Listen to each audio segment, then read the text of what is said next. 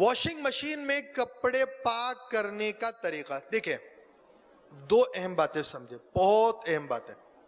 آپ نے ایک ناپاک کپڑا ہے، اسے پاک بھی کرنا ہے، دھونے کا بھی موڈ ہو گیا ہے، بیڈ شیٹ خراب کر دی ہے بچے نے، تو یہ اس کام کے لیے، یہ نہیں ہے کہ آپ پاک ناپاک سارے کپڑے مکس کر کر ایک ساتھ دھو لیں، اس کی اجازت نہیں ہے۔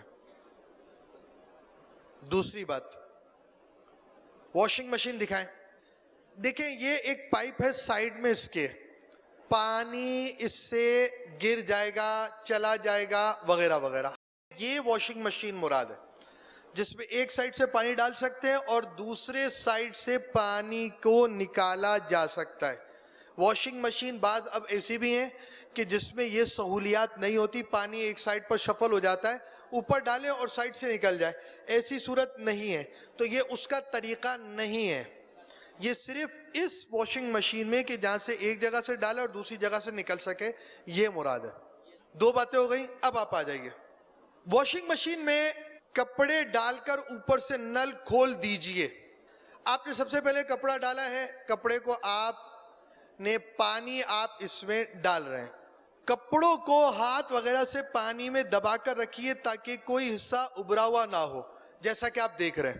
اب یہ تھرڈ سٹیپ ہے، ضرورتاً جب کپڑا ڈوبنے کے قریب ہو تو واشنگ مشین کے اندرونی ہر طرف کے کناروں سے پانی ہوتا ہوا نیچے لائیے، جیسا کہ لایا جا رہا ہے۔